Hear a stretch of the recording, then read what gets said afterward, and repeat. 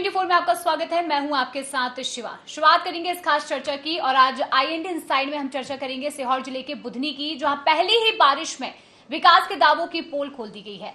पुनर्वास के तहत यहां पर गरीबों के मकान ढह गए हैं, जिसे लेकर लगातार जहां सीहोर के बुधनी में पुनर्वास से बने हुए मकान जो एक ही बारिश में ढह गए हैं, जिसे लेकर हम IND इनसाइड में आज चर्चा करेंगे। और बारिश में उजड़े कई आशियाने जो हैं वो भी यहां पर अब चर्चा का विषय बने हुए हैं। आइए हम जानते हैं पहले लोगों की इस पर प्रतिक्रियाएं क्या हैं, फिर हम इस चर्चा को आगे लगातार रखेंगे। ये देखिए ना सर, पूरा तो कट रहा है नल्ला। अभी तो मकान बन रहे हैं, उसी में गिर रहे हैं हम लोगों के। सरकार ने यहाँ ला के पटका है हम लोगों को। अभी तक कोई नहीं आया है यहाँ पर। क्या चाहते हो आप प्रशासन से? प्रशासन से क्या चाहते हैं? यही कि हमें सही सुविधा जगह देना। कम से कम ये न पानी है, न लाइट है, न कुछ नहीं है। कुछ भी नहीं है। ये तीसरी बार हमारे मकान टूट रहे हैं। गरीब लोग कहाँ तक बनाएंगे, कहाँ तक तोड़ेंगे, ये बताइए। स्थायी दे दें हम लोगों को एक जगह कहीं। पहले हमारे वहाँ मकान थे रोड किनारे, हमारे मेडिकल कारण मकान टूट चुके हैं। हमें यहाँ जगह दी तो हम यहाँ आ चुके। ये पहली बरसात है, यहाँ पे पूरे में पानी भरा रहेगा। 15 मकान टूटे नहीं आते और देख के चले जाते, कुछ नहीं करते। ये 15-20 मकान थे यहाँ हमारे सब लोगों के। अब यहाँ ITI ये कॉलेज आया है, मेडिकल कॉलेज, तो इसकी वजह से यहाँ से हटाया गया है। यहाँ अब हटाने के बाद इन्होंने यहाँ जगह दी तो यहाँ जगह भी दे दी, ना पानी की व्यवस्था, ना नल की, ना कुछ की। और नाला जो था पीछे उसको भी उन्होंने बंद नहीं करा, पैक नहीं करा मलबे में कुछ डाल के। अब पहली बारिश हुई है, हम सब परेशान हो रहे हैं। पूरे घर मकान देखिए अब सब बैठ गए। और ये नाला ऐसा जा रहा है यहाँ से निकल के, सब सामान खराब हो गया। अब ये चाहते हैं सरकार से कि आए यहाँ कुछ देखे और व्यवस्था करे और ये नाले को भी बंद करवाए।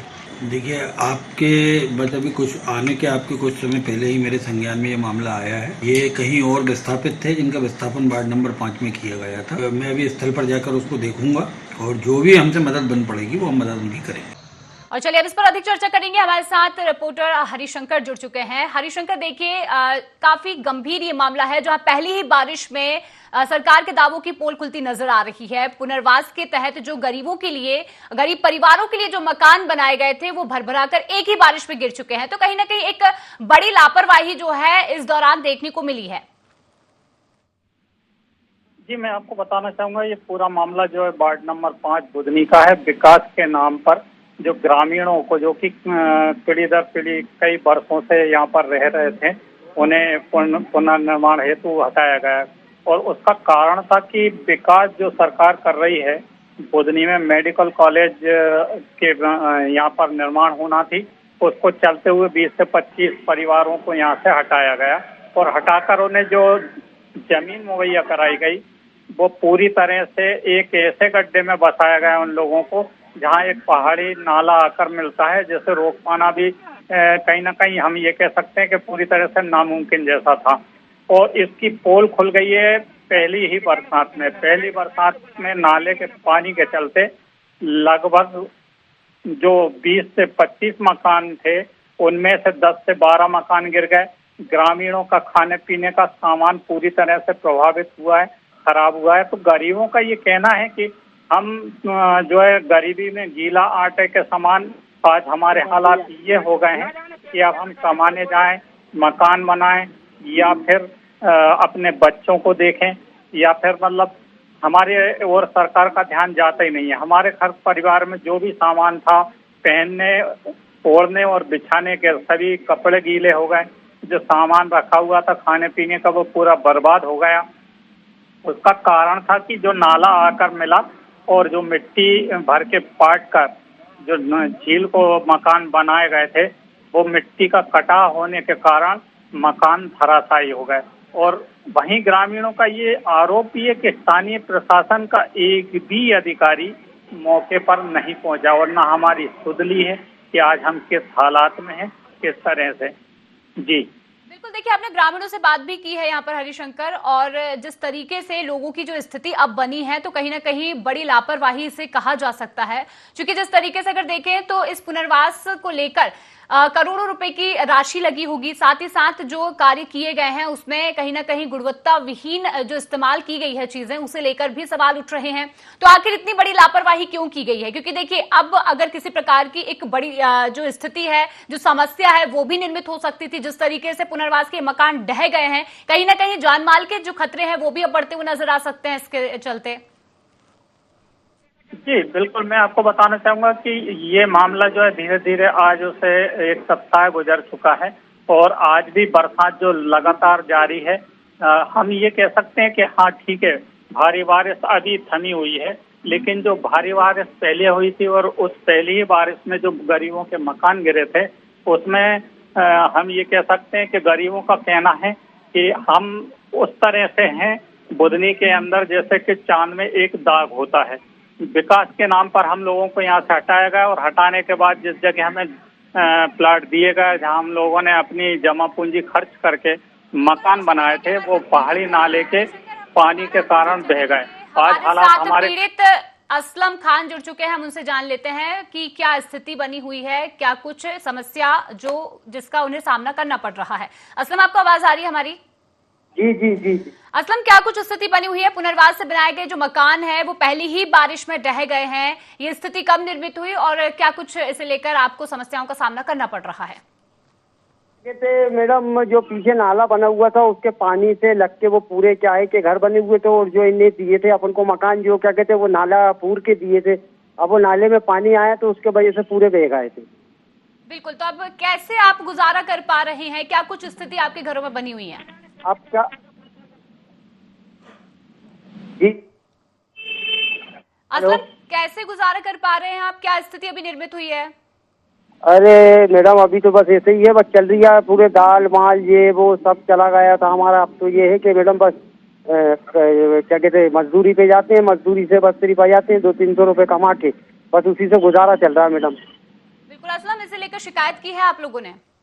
जी जी जी, वो क्या कहते हैं मतलब उसके फोटो वोटो खींच के अपन ने क्या तहसीलदार के वो तहसील में गए थे, हमने तहसीलदार को दे दिए थे वो। तो शिकायत के बाद क्या कुछ उन्होंने कहा? क्या उन्होंने आश्वासन दिया है या फिर उन्होंने आकर अभी तो मैडम उन्होंने कुछ नहीं कहा, अभी ना कोई आया। बिल्कुल ठीक है असलम, अपनी समस्या बताने के लिए धन्यवाद आपका। लेकिन जिस तरीके से हरिशंकर, देखिए जो स्थिति पीड़ित ने बताई है वो साफ तौर पर ये देखी जा सकती है कि जो अब लोगों को परेशानी हो रही है, उनके रहने के लिए, उनके खाने पीने के लिए भी समस्या जो है बढ़ चुकी है। बिल्कुल, मैं आपको बताना चाहूंगा कि आज हालात ये हैं, स्थानीय प्रशासन का उदासीन रवैया सामने देखने को मिल रहा है। जो जिम्मेदार अधिकारी हैं, जिन्होंने मतलब उन्हें मकान मुहैया कराए थे और गरीबों ने जो जमा पूंजी खर्च करके एक एक कौड़ी जोड़कर जो मकान बनाए थे, आज वो जब पानी में ढह गए हैं तो अधिकारियों को चाहिए कि मौके पर पहुंचे, पुनः निरीक्षण करें और उन्हें जो सहायता राशि दे सकते हैं उसकी व्यवस्था करें। लेकिन कहीं ना कहीं हम ये कह सकते हैं कि अभी तहसीलदार को ज्ञापन भी सौंपा है पीड़ितों ने, लेकिन उसके बाद भी अभी तक कोई वहां पर पहुंचा नहीं है, स्थिति को किसी ने देखा नहीं है। आखिर क्या कारण है? आखिर क्यों उस स्थिति को देखने नहीं पहुंच रहे अधिकारी जो हैं? क्योंकि देखिए कहीं ना कहीं लोगों के लिए एक बड़ी उम्मीद है, जो पीड़ित वहां रहते हैं उनके लिए बड़ी जो उम्मीद थी वो पुनर्वास से बनाए गए मकान थे। लेकिन अब जो स्थिति है उसे साफ तौर पर यह देखा जा सकता है कि एक लापरवाही सरकार की ओर से हुई है, अधिकारियों की ओर से हुई है, और अब उस स्थिति को वो देखना भी नहीं चाहते हैं। देखिएगा, मैं आपको बता दूं कि अभी स्थानीय प्रशासन के हालात ये हैं कि ज्यादातर विभाग जो है प्रभारियों के भरोसे चल रहा है, ग्रामीणों और या पीड़ितों की ओर ज्यादातर। देखिए हमारे साथ बाढ़ पार्षद जुड़ चुके हैं संतोष सिंह राजपूत, हम उनसे ही जानते हैं कि आखिर ये स्थिति क्यों बनी हुई है और इसमें सुधार क्यों नहीं हुआ है। संतोष जी, आवाज आ रही है आपको हमारी? संतोष जी, आप सुन पा रहे हैं हमें? हाँ बोलिए। संतोष जी, देखिए एक बड़ी दुविधा जो है वो बनी हुई है, जहां पुनर्वास के मकान जो पीड़ितों के लिए, जो अभी पीड़ित हैं, जिनके लिए बनाए गए थे, वो मकान पहली ही बारिश में बह गए हैं। आखिर क्यों? गुणवत्ता विहीन सामान इस्तेमाल किया गया है इसलिए, या फिर उस स्थिति को अगर देखें तो कहीं ना कहीं जो बड़ी लापरवाही है इसलिए? क्या कुछ कहना चाहेंगे आप इस पर? पर भाई नहीं है, उनको मकान दिए गए थे अभी 15 दिन पहले, उन्होंने अपनी अपनी टपरिया बनाई हुई थी, वो पानी गिरने की वजह से गिर गए, उनकी टपरिया में पानी घुस गया है, मकान नहीं टपरिया है गिरी। जी, तो जो मकान बनाए गए थे उनमें कोई समस्या नहीं है? मकान नहीं है, वो टपरिया टाइप, मतलब उनको अभी रहने के लिए बनाए गए। तो लेकिन अब देखिए, अगर उन लोगों के लिए बनाए भी गए थे तो कुछ व्यवस्था जो होती है वो अच्छी होनी चाहिए, क्योंकि अगर आप किसी को वहां पर पुनर्वास के लिए मकान या फिर टपरिया, जैसे आप बोल रहे कि टपरिया बनाई थी, तो टपरिया भी ऐसी बनानी चाहिए थी कि वो रह सके, क्योंकि पहली ही बारिश में अगर टपरिया बह गई है तो अब वो कहाँ रहेंगे? लेकिन वो उन्होंने खुद ही बनाई थी ना। तो सर यहाँ पर अधिकारियों की ओर से किसी भी व्यवस्था को नहीं किया गया था, कोई व्यवस्था उनके लिए नहीं की गई थी? हाँ, हमारी तरफ से उनके लिए सारी व्यवस्थाएं कर रहे हैं। लेकिन यहाँ पर हम जब पीड़ितों से बात कर रहे हैं तो उन्होंने साफ तौर पर ये कहा कि ये मकान हमें बनाकर दिए गए थे, पुनर्वास के मकान थे जिसमें हम रह रहे थे, और पहली ही बारिश में बह गए हैं। जो पीछे एक नाला बना हुआ था उसमें पानी भराने से स्थिति हुई है। हाँ, नहीं, मकान बनाकर नहीं दिए गए उनको। तो आपने जमीन दी थी जहाँ उन्होंने खुद ही टपरिया बनाई है? नहीं, उनको सिर्फ जमीन दी गई थी। अच्छा, जमीन दी गई थी। दिए गए हैं उनको, वहाँ यहाँ से हटा के दूसरी जगह शिफ्ट किए हैं। अभी उनको मकान के लिए ऐसा कोई आवास नहीं दिया गया, हालांकि उनने टपरिया रहने के लिए बना ली। जी ठीक है, धन्यवाद इस जानकारी के लिए संतोष जी आपका। हरिशंकर, हमने अभी बाढ़ पार्षद से बात की है, जो उन्होंने साफ तौर पर ये कहा है, या फिर यूं कहें कि वे मुकरते नजर आ रहे हैं कि हमने सिर्फ जमीन दी थी, हमने आवास नहीं दिए थे, हमने मकान नहीं दिए थे। क्या कुछ कहना चाहेंगे इस पे, क्या कुछ सच्चाई है इसमें?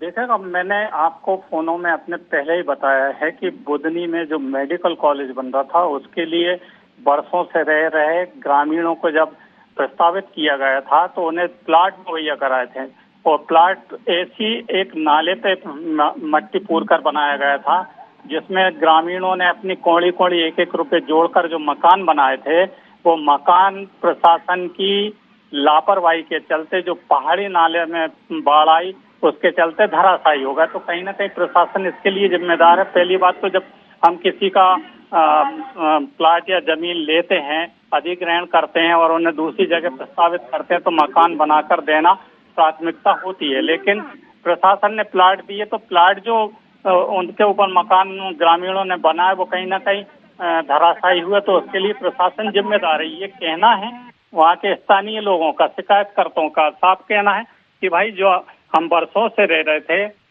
और जब हमें यहाँ से हटाया गया विकास के नाम पर तो हमें मकान बनाकर देना थी पहली चीज, और जब मकान बनाकर नहीं दिए, हमने अपने पैसों से जब गरीबी हालात में मकान बनाए तो वो मकान प्रशासन की लापरवाही के चलते गिरे, क्योंकि जो नाले में हमें जगह दी गई थी वो पाट कर एक झील को दी गई थी जिसमें पहाड़ी नाला मिला हुआ है, और प्रशासन ये बखूबी जानता था कि ये नाले में भरपूर पानी आता है, जो मकान कभी न कभी यहाँ पे गिरना है। तो उनकी जो व्यवस्था करना थी प्रशासन को, वो अपनी जवाबदेही पूरी तरह से निभाते हुए एक अच्छी जगह प्लाट देना थी। जी, देखा जा सकता है कि स्वनिर्मित जो ये मकान थे यहाँ पर पीड़ितों के द्वारा खुद बनाए गए थे, और अब देखना ये है कि आखिर सरकार इस पर या फिर जो अधिकारी हैं उस पर क्या करते हैं। तो क्या लगता है कि क्या अब जो इनकी मांगे हैं, जो इन पीड़ितों की मांगे हैं, इसके बाद क्या स्थिति हो सकती है? क्या उन्हें अच्छे मकान बनाकर दिए जाएंगे? क्या उन्हें अच्छे आवास दिए जाएंगे? क्योंकि देखिए, जिस तरीके से पुनर्वास के तहत उन्हें जो जमीन दी गई थी, जो जगह दी गई थी, बड़ी लापरवाही की भेंट ये पीड़ित चढ़ते नजर आए हैं साफ तौर पर। तो आगे इस पर अब अधिकारी क्या कुछ करेंगे? देखिए, मैं आपको बता दूं कि स्थानीय प्रशासन में अभी हालात ये हैं कि मैं आपसे चर्चा करूंगी इस बात पर। हमारे साथ सांसद प्रतिनिधि जुड़े हैं, अर्जुन मालवीय, हम उनसे जानते हैं स्थिति। अर्जुन जी, आपको आवाज आ रही है? जी आ रही मैडम, आ रही, बोलो। तो अर्जुन जी देखिए, पुनर्वास के तहत जो पीड़ितों को मकान की जगह दी गई थी, जहां उन्होंने मकान निर्मित किए थे, तो उसके पीछे एक बड़ा गहरा नाला था, जो कि कहीं ना कहीं लापरवाही के तौर पर अगर देखें तो उन पीड़ितों के साथ एक बड़ी लापरवाही हुई है। क्यों उनके लिए अच्छी व्यवस्थाएं जो है वो नहीं दी गई है? मैडम ऐसा है कि वहाँ मेडिकल कॉलेज बना हुआ है तो वहाँ मिट्टी का अर्थवर्क हुआ था, तो उनने झोपड़ियाँ बनाई थी, ना कि कोई पक्के मकान का निर्माण नहीं हुआ है। झोपड़ियाँ बनाई थी, तो बारिश होने के कारण मिट्टी बैठ गई है 1 फीट करीब, तो इसलिए उनकी झोपड़ियाँ 2 झोपड़ियाँ गिर गई हैं और उनको आर्थिक मदद राजस्व से हमने करा भी दी है। क्या मदद कराई है आपने अभी? राजस्व विभाग द्वारा जो भी उनकी झोपड़ियां पन्नी और जो डाली थी उन्होंने वो बैठ गई थी, तो डबल से उनको पैसा दे दिया गया है, जो कि उन झोपड़ियां बना रहे हैं। तो पुनर्वास के तहत उन्हें ये जगह दी गई थी, तो और जो स्थिति अच्छी हो सकती थी, क्योंकि अभी बारिश का मौसम शुरू हुआ है, आगे भी ऐसी स्थिति बन सकती है। अर्जुन जी, अगर देखें तो आगे और भी गंभीर स्थिति हो सकती है, तो क्या इसे लेकर कोई आश्वासन या फिर कोई कार्रवाई को लेकर कोई जानकारी है? होने के कारण उनने जस्ट अभी 20 दिन पहले ही झोपड़ियां बनाई थी। ठीक है, अब मकान स्वीकृत होगा, अभी झोपड़ी अभी उनका अभी अलॉटमेंट हुआ है, पट्टे देकर हम उनको आवास का मकान देंगे। अच्छा, तो अभी आप ये कहना चाह रहे हैं कि अभी उनके लिए मकान बनाए जाएंगे? हाँ जी, चलिए ठीक है। तो अभी क्या व्यवस्था उनके लिए कर दी गई है जिससे उन्हें इन समस्या का जो निवारण है वो जल्द से जल्द हो सके? हमने लेबल करा दिया है और उनकी झोपड़ी के लिए राजस्व विभाग द्वारा मदद करा दी गई। चलिए ठीक है, इस जानकारी के लिए हमारे साथ बनने के लिए धन्यवाद आपका। तो हरिशंकर, देखिए साफ तौर पर यहाँ पर अर्जुन जी हमारे साथ जुड़े थे, सांसद प्रतिनिधि, जहां उन्होंने साफ तौर पर ये कहा है कि जो व्यवस्था बिगड़ी है उसका सुधार किया जा रहा है, उन्हें पैसे जो है वो भी दिए गए हैं सुधार करने के लिए। तो क्या लगता है कि अब ये स्थिति जल्द ही सुधरेगी या फिर ऐसे ही ये लोग परेशान रहने वाले हैं? पदों की जो स्थिति आज निर्मित हुई है उसे स्थानीय प्रशासन ने आश्वासन दिया है कि हम बहुत जल्दी इसको ध्वस्तीकरण करेंगे, लेकिन अभी जब मेरी पीड़ितों से बात हुई थी आज की तारीख तक, तो अभी तक कोई सहायता राशि उन्हें मुहैया नहीं कराई गई है, ना ही किसी प्रकार का उनका कोई सहयोग हुआ है, ना किसी प्रकार की कोई आर्थिक सहायता मिल पाई है। ईमानदारी से अगर कहा जाए तो जिन्हें झोपड़ी या पन्नी की वो बताई जा रही है, वो विजुअल में आप साफ देख सकते हैं कि ग्रामीणों ने जो है अपनी एक एक कौड़ी जोड़कर पक्के मकान बनाए थे जो ईंट के थे, और मिट्टी धंसने के कारण पूरे मकान धराशायी हुए। ये उनके आरोप नहीं, ये वीडियो में साफ विजुअल आप देख भी सकते हैं। तो कहीं ना कहीं प्रशासन अपनी लापरवाही को छुपाता हुआ नजर भी आ रहा है। जो घटना लगभग आज 8 दिन बीत गए और अभी तक ग्रामीणों या पीड़ितों के पास कोई सहायता। बिल्कुल हरिशंकर, लेकिन ये भी कहा जा रहा है कि जल्दी उनके लिए आवास बनाए जाएंगे, अभी उन्हें सिर्फ जमीन दी गई है, तो क्या ये बात भी झूठी है? क्या इसमें भी कोई सत्यता नहीं है? स्थानीय प्रशासन से जब इस मसले पर हमारी चर्चा हुई थी, स्थानीय प्रशासन ने ऐसा किसी भी प्रकार का वक्तव्य हमारे कैमरे पर नहीं दिया, लेकिन इसके बाद भी हमने सीधा संपर्क अधिकारियों से किया। तो जैसा मैं आपको बताना चाह रहा था कि प्रभारियों होने के कारण अभी जैसे एडीएम साहब यहाँ मौजूद नहीं है, उनका ट्रांसफर हो चुका है और नए एडीएम साहब आए नहीं है। तहसीलदार साहब से जब हमारी बात हुई थी तो उनका कहना है कि जो आर्थिक सहायता है, मुआवजा राशि है, हम उनको उपलब्ध कराएंगे। हमारे द्वारा फाइल कंप्लीट कर ली गई है, नाम चिन्हित कर लिए गए हैं और बहुत जल्दी उन्हें व्यवस्था की जाएगी। ठीक है, तो हरिशंकर, अब देखिए जो स्थिति अब फिलहाल बनी हुई है, हम तस्वीरों में भी देख सकते हैं, लोग परेशान हो रहे हैं। और जिस तरीके से आपने कहा कि किसी प्रकार की कोई राशि मुहैया नहीं कराई गई है, तो कहीं ना कहीं अगर देखें तो अधिकारी जो है वो वहां झूठ बोलते नजर आ रहे हैं। साफ तौर पर यही हम कहना चाहेंगे, क्योंकि पीड़ित परेशान है और वो ये कह रहे हैं कि हमारे लिए कोई भी समाधान जो है वो अभी तक नहीं निकाला गया है। तो अब चूंकि क्या लगता है क्या स्थिति आगे हो सकती है, क्योंकि देखिए पहली बारिश हुई थी और आगे भी बारिश जो है वो देखने को मिल सकती है, तो अब इन लोगों के लिए क्या वाकई में कोई व्यवस्था नहीं की गई है, तो आगे क्या स्थिति हो सकती है? हरिशंकर, जैसा कि मैंने आपको बताया कि मेरी बात जब तहसीलदार साहब से बात हुई है तो उनका ये कहना है और कि जो मुआवजा राशि हम मतलब पीड़ितों को उपलब्ध कराएंगे और हमारे द्वारा जो है नाम चिन्हित करके और उन्हें सहायता देने की व्यवस्था की जा रही है। लेकिन ये सहायता कब पहुंचेगी? लगभग 8 दिन गुजर चुके हैं और एक गरीब आदमी कैसे जीवन यापन करता है ये कहने की बात नहीं है, ये महसूस करने की बात है। हम तो ये चाहेंगे, जिस हिसाब से पीड़ित लोग आरोप लगाते हैं, अगर स्थानीय प्रशासन ईमानदारी से अपने कार्य को पूर्ण करता है तो कहीं ना कहीं ऐसी स्थिति निर्मित नहीं होगी। और हम भी आशा कर रहे हैं, पीड़ितों का भी ये कहना है कि स्थानीय प्रशासन बहुत जल्दी कहीं ना कहीं कोई विकल्प निकालकर आर्थिक सहायता या कोई मकान बनाकर उन्हें उपलब्ध कराएगा, जिसके चलते उनका जीवन पूरी तरह से यापन ढंग से हो सके।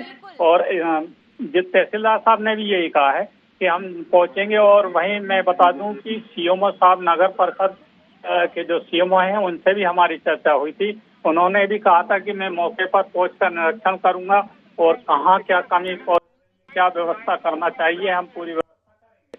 लेकिन आज की तारीख तक कोई वहां पर पहुंचा नहीं है। हाँ, लेकिन तहसील से ये आश्वासन जरूर मिला है कि उनके द्वारा उनके नाम हमने चिन्हित कर लिए हैं, कितने पीड़ित हैं और उन्हें हम जो क्षतिपूर्ति हुई है वो कहीं ना कहीं हम व्यवस्था करेंगे ताकि ग्रामीणों को लाभ पहुंच सके। जी बिल्कुल, देखिए लाभ की बात तो यहाँ नहीं हो सकती क्योंकि जिस तरीके की स्थिति बनी हुई है हरिशंकर, साफ तौर पर ये कहा जा रहा है कि मकान उन लोगों के लिए बनाए जाएंगे, लेकिन देखिए मकान बनाने में भी सरकार को कितना वक्त लग जाता है, कई बार हमने भी देखा है। और अब जो कि इस बारिश में मकान बन जाना ये बहुत बड़ी बात है, पहली चीज। और दूसरी चीज तो ये भी है यहाँ पर कि मेडिकल कॉलेज जो वहां पर बने हुए हैं उसके पीछे ही आवास का निर्माण होना, ये भी एक बड़ी बात है।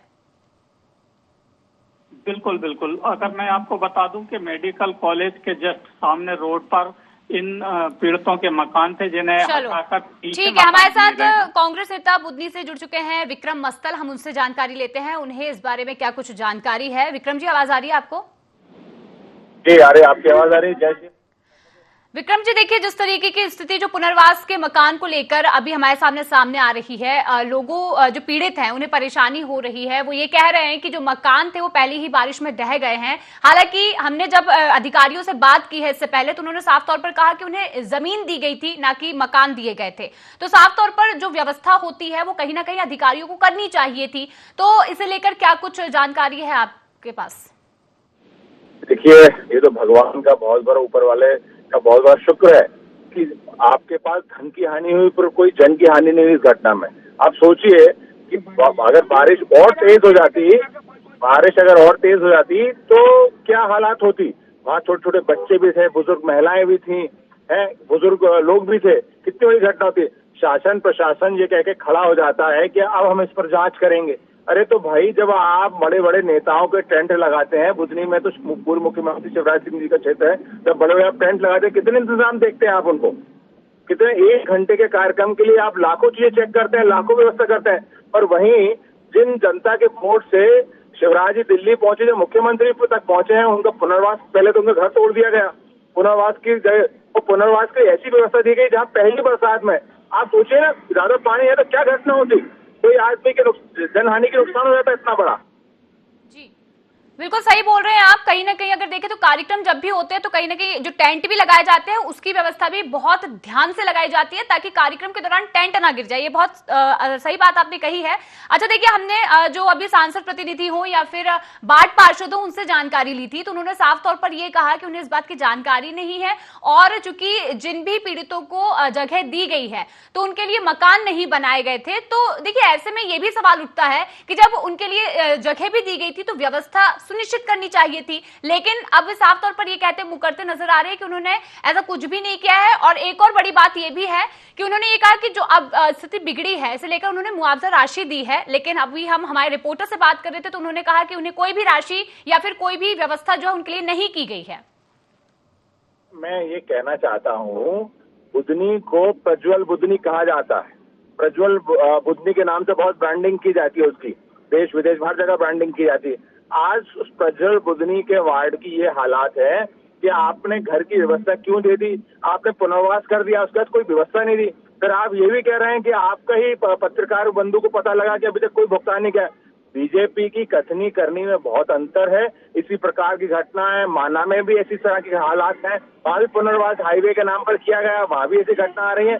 हर जगह ऐसी घटनाएं, कब तक कोई बड़ी जनहानि ना हो जाए तब तक इन लोगों के कान पे जू नहीं रेंगने वाली। तो आपको क्या लगता है कि अब इन लोगों के लिए व्यवस्था की जाएगी या फिर नहीं, उन्हें मकान दिए जाएंगे या फिर कब तक दिए जाएंगे या नहीं? बारिश का समय है। अब बारिश के समय में उन बेचारों क्या हालात हो गया आप सोचिए। एक तरफ बारिश, वो जंगल का जो क्षेत्र लगा हुआ क्षेत्र है, वो कहाँ जाएंगे वो लोग, कोई व्यवस्था नहीं है। अधिकारियों को मैंने उसमें देखा था मीडिया के माध्यम से, वो इतनी आसानी से कहते कि अब मैं जाऊंगा, मैं जांच करूंगा। आपको तत्काल प्रभाव से वहां पर कोई जनहानि ना हो जाए तो तुरंत तत्काल प्रभाव से वहां पर आपको टीम भेजनी चाहिए। कैसे आप किसी बड़ा कोई VIP 1 VIP 2 आपका आता, कोई बड़ा नेता आता? बिल्कुल विक्रम जी, देखिए एक बड़ी लापरवाही जो है साफ तौर पर देखी जा सकती है और अब जो जानकारी सामने आ रही है उससे ये माना जा सकता है कि उन पीड़ितों के लिए क्या कुछ व्यवस्थाएं की गई है ये देखना होगा। फिलहाल इस जानकारी के लिए धन्यवाद आपका। तो आपको बता दें कि अब बुधनी में जिस तरीके से मकान को लेकर जो हलचल है, जहां पीड़ित परेशान है, उसे लेकर अब बस उम्मीद ये जताई जा रही है कि कैसे उनके लिए व्यवस्थाएं की जाएंगी, कैसे उनके ये जो व्यवस्था है बारिश के मौसम में की जाएगी। कहीं ना कहीं काफी गंभीर और बड़े सवाल खड़े हो रहे हैं। फिलहाल आज की इस चर्चा में इतना ही। और भी खास खबरों के लिए देखते रहें IND 24। नमस्कार।